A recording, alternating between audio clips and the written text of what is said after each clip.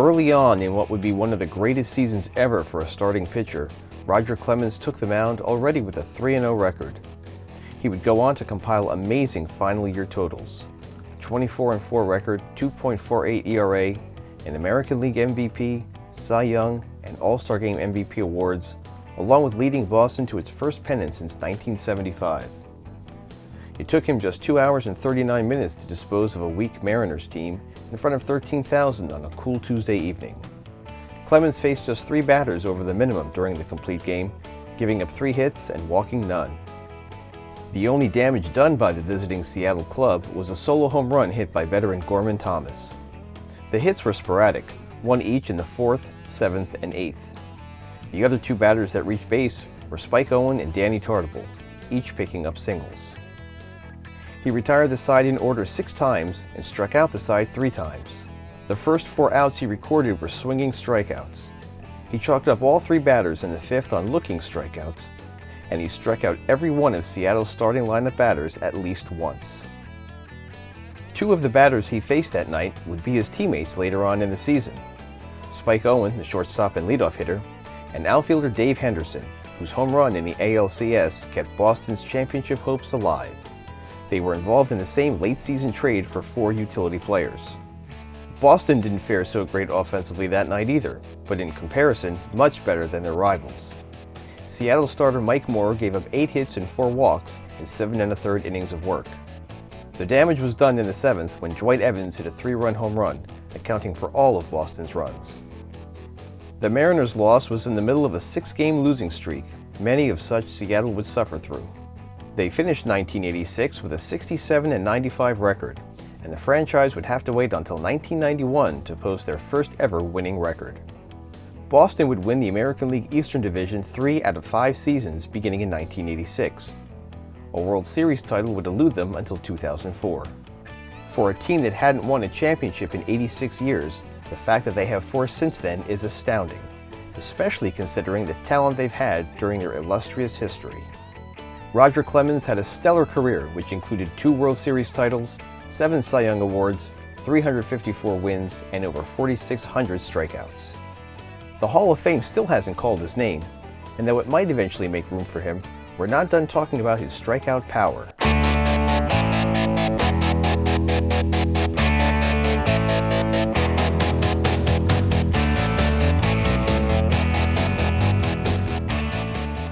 In the first episode of our series, we looked back on Roger Clemens' historic performance versus the Mariners.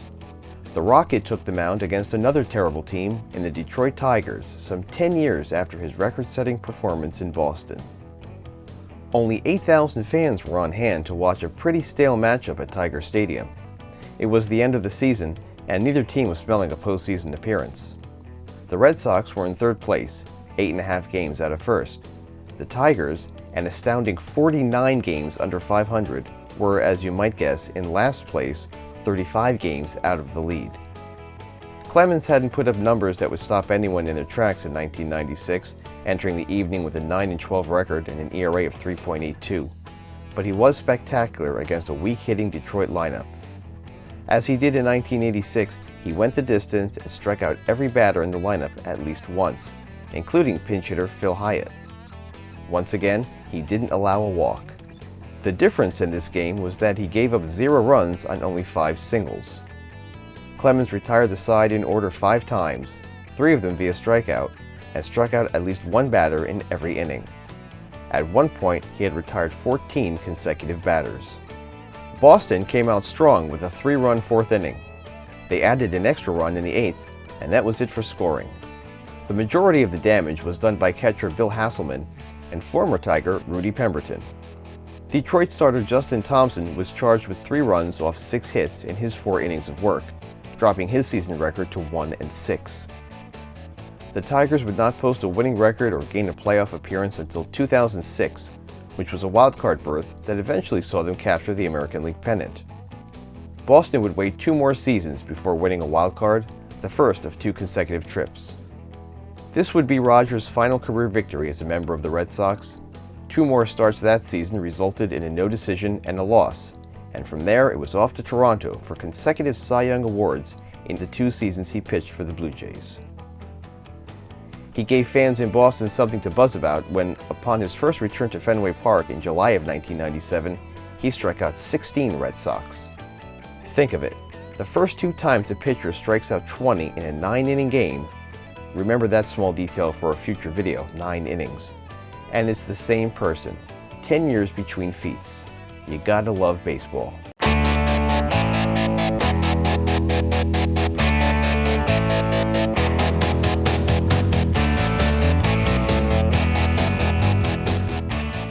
One of the joys in watching the game of baseball is witnessing a player mature into full potential, and then reminisce as to our own whereabouts when they reach certain milestones. There are other times when we're surprised when a player arrives and accomplishes history from seemingly out of nowhere. Such an instance occurred on May 6, 1998, when the Chicago Cubs hosted the Houston Astros for a simple afternoon ball game. 15,000 fans were in attendance that Wednesday at Wrigley Field, unaware they would make a point to keep the ticket stubs that allowed them entrance. It was early in the season, and the Cubs were 16-15 entering the game, but their opponents were already 20-11. The Astros took the division lead 1 week earlier and would not give up first place for the remainder of the season, finishing with a 13-game lead over the Cubs. The Astros ran into a wall that afternoon, and I don't mean the brick one in the outfield adorned with ivy. The Chicago Nine took the field behind a new face, 20-year-old rookie Kerry Wood, who was starting his 5th ever Major League contest. Wood struck out at least 1 batter in each inning, 12 of them on swinging third strikes. He struck out every batter in the lineup at least once, including Bill Spires, who pinch hit for pitcher Shane Reynolds in the 9th. The heart of the lineup, the 3rd, 4th, and 5th hitters, struck out 3 times each. Houston's lineup was retired in order 7 of the 9 innings, and the final 10 hitters were retired in order. Wood gave up 1 hit, 1 hit batter, and was called for a balk, and that's it. Many refer to his performance as the greatest 9-inning effort in history. The hit was by Ricky Gutierrez in the 3rd inning, and the hit batter in the 6th was no stranger to the event. Craig Biggio led the league in being hit by pitches 5 different seasons and finished his career 2nd all-time in that category. Kerry Wood would go on to win that year's National League Rookie of the Year honors, the 4th Cub in history to capture that award. His 1998 campaign was not so spectacular as this one game. During the season, he gave up 14 home runs and hit 11 batters. He did lead the league in strikeouts per 9 innings, a mark he would again claim in his first All-Star season of 2003. In that magical year, personally and for the Cubs, Wood would lead the league with 266 strikeouts. Kerry's counterpart that afternoon wasn't shabby either. Shane Reynolds went all 8 innings he could for Houston, allowing just 2 runs on 8 hits. He struck out 10 himself while walking only 2. A sac fly by Henry Rodriguez and fielder's choice off the bat of Jose Hernandez was all the Cubs could muster. The final score was 2-0. The game only took 2 hours and 19 minutes to play, a total of 30 strikeouts and just 2 walks having a small part in moving the action along. The Astros won the National League Central Division with 102 wins, due in large part to the late-season acquisition of Randy Johnson. Chicago won 11 of 14 after this landmark game and eventually captured that year's wild card with a 90-73 record. Kerry Wood did not compete at all during the 1999 season after undergoing Tommy John surgery earlier that year. He played for 14 years total, 12 with Chicago.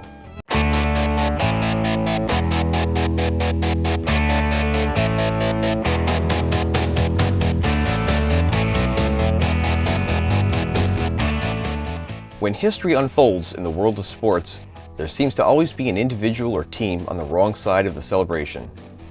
The Detroit Tigers happened to be the unwilling recipient on May 11, 2016, when they not only had a second 20-strikeout game pitched against them, but had it done by a former teammate. Max Scherzer had a very respectable career with the Tigers for 5 seasons, twice making an All-Star squad and winning the Cy Young Award in 2013. Now a National, Max was coming off an incredible 2015 season in which he threw 2 no-hitters, and in those games was just 1 error and 1 hit batsman away from authoring 2 perfect games within 4 months of one another. He took the mound on a Wednesday evening in front of 35,000 at Nationals Park in Washington, D.C. In 2008, the venue replaced RFK Stadium as home turf for the fairly new franchise. The Tigers were already struggling at the season's start, just as they had been 20 years earlier against Roger Clemens. The Nats had a respectable record, entering the day at 20-13. By this time, interleague play had become a regular part of each year's schedule, so the matchup wasn't a far-fetched occurrence. It was only the 9th season the ballpark had been a host to baseball, but almost 18 years to the day of the last 20 strikeout game, history was set to be made again. Scherzer gave up 6 hits in his complete game outing, 2 of them solo home runs, which accounted for all of Detroit's scoring, while walking none. The round trippers were connected by J.D. Martinez and Jose Iglesias. Besides the hits, he pitched a clean game, no wild pitches, hit batters, or errors by the defense. It only took 2 hours and 38 minutes for the game to be completed. Max struck out at least 1 batter in each inning, K-ing the side 3 times. He struck out 9 different batters, and 14 of his victims went down due to swinging third strikes. 9 of his 20 victims went down on just 3 pitches. Detroit used 3 pitchers in the game. Starter Jordan Zimmermann went 7 innings, giving up 3 earned runs on 7 hits for just his 2nd loss of the season. 2 singles by Daniel Murphy and a solo shot by Danny Espinosa would be all the Nationals needed. The final tally was 3-2. As fate would have it, Zimmermann was in his first season as a Tiger, after playing the last 7 years with, you guessed it, Washington, throwing a no-hitter of his own while there. For the game's winning pitcher, Scherzer earned his 4th victory of what would be his 2nd of 3 Cy Young Award-winning campaigns. By year's end, he would lead the National League with 20 wins, 34 games started, 228 innings pitched, and 284 strikeouts. The effort also garnered his 4th of 6 consecutive All-Star nods. By 2016's end, Washington won 95 games and the National League East, their 3rd divisional title in the last 5 seasons. Detroit finished 2nd in the American League Central, but 2.5 games out of claiming a wildcard position.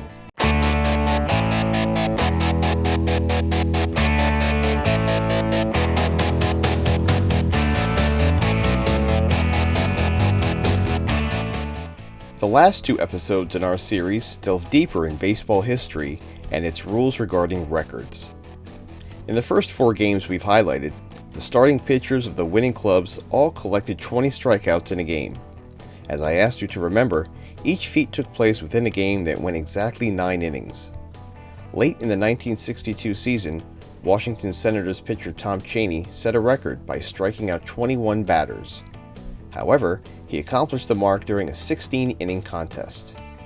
The Senators were just 44 miles away from home when they visited their Beltway rival Orioles for a 2-game series. Only 4,000 showed up at Memorial Stadium on Wednesday, September 12, to see 2 teams who were totally out of playoff contention. The Senators were in their 2nd year of existence as the new incarnation of a Washington franchise, which would move to Texas and become the Rangers in 1972. The first Senators team moved to Minnesota and became the Twins in 1961, after serving as the Washington home club since 1901. Starter Tom Cheney, not known for his strikeout power, put up an incredible performance, starting with striking out 13 batters through the first 9 innings. He struck out opposing pitchers Milt Pappas twice, and Dick Hall, who worked 8 1/3 innings in relief for the O's, 3 times. Remarkably, Cheney pitched all 16 innings that night, chalking up Dick Williams as his final strikeout victim and the game's last out. He only struck out the side twice and had 4 innings without any Ks. A 1-out hit in the 16th was the first the Orioles had since the 8th. Cheney gave up just 3 runners on walks during that stretch, and at one point retired 15 in a row between the 10th and 15th innings. Overall, he allowed just 4 walks and 1 wild pitch. The Orioles didn't do any favors for themselves, going 1 for 10 as a team with runners in scoring position and leaving 13 base runners stranded. Of the 13 different players he faced, Cheney allowed more than 1 hit to only Jerry Adair and Russ Snyder. Pinch hitter Charlie Lau drove in the only Baltimore run with an RBI single in the 7th. Now, I mentioned both of these teams were bad, and Washington couldn't capitalize on breaks either. They also left 13 runners on base and went 0 for 12 with runners in scoring position. First baseman Bud Ziffel was the star on the hitting side of Washington's game, gathering both RBIs for the Senators, one in the first inning and the other off a solo home run in the 16th. Interesting note on how the game was managed back then, Cheney was allowed to hit with the bases loaded in the top of the 16th with 2 outs and a 1-run lead. Manager Mickey Vernon understood his starter had actually gotten stronger as the game progressed, not worrying once about the 228 pitches he threw that evening. Amazingly, the contest, almost 2 full games worth of innings, took just a shade under 4 hours to play. Baltimore would finish 7th in the 10-team league, 19 games out of first place.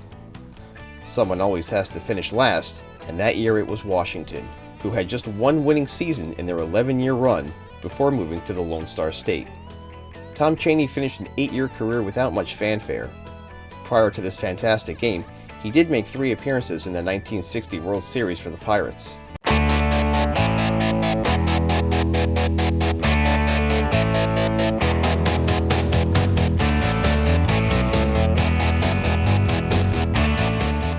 What hasn't Randy Johnson accomplished in his illustrious Hall of Fame career? Yes, he even struck out 20 batters in a game as a member of the Diamondbacks. However, like Tom Cheney's performance, which was documented in our last episode, the feat did not occur within a 9-inning contest. Well, actually, he did strike out 20 Reds after 9, but Johnson did not continue once the game entered the 10th, the score tied at 1. The teams combined for 8 pitchers in the final 2 innings and scored a combined 5 runs in the last frame. Let's break it all down. Arizona hosted the Reds on a Tuesday evening before almost 30,000 at Bank One Ballpark, commonly referred to as the Bob. Both teams were around 500 for the year and struggling to get to the top of their respective divisions. Arizona hadn't won or lost more than 4 in a row up to that point. Cincinnati put together 2 different 5-game winning streaks in April, but suffered through a 5-game losing streak in May. Johnson, as per his usual self, was masterful, striking out at least 1 batter in each inning.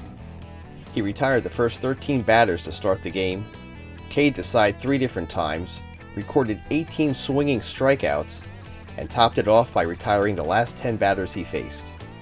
The performance was almost as good as his perfect game in 2004, and better than the no-hitter he threw for Seattle in 1990. But at the end of the day, baseball games are counted by wins and losses. And even though Cincinnati pitcher Chris Ritzmo only recorded 2 strikeouts, he matched Johnson through 8 innings, giving up just 1 run himself during his appearance. The Reds loaded the bases in the 10th, but 3 Arizona pitchers prevented any threat from becoming reality. The D-backs' bottom half was uneventful, their batters going down in order. In the 11th, 2 more new pitchers for Arizona loaded the bags again, and a sac fly by Alex Ochoa helped push 2 runs across. Within the excitement, Michael Tucker became the 21st Red to strike out in the game, going down to Troy Brohan, who picked up the win. Finally, down 3-1 in the 11th, Jay Bell got things going off Danny Graves with the first of 2 singles to start the frame. Mark Grace doubled both runners home, then Graves walked 3 more, including the walk-off walk to Matt Williams to end the contest. The teams, after scoring 2 runs on 11 hits in the first 10 innings, picked up 5 runs on just 2 hits in the last.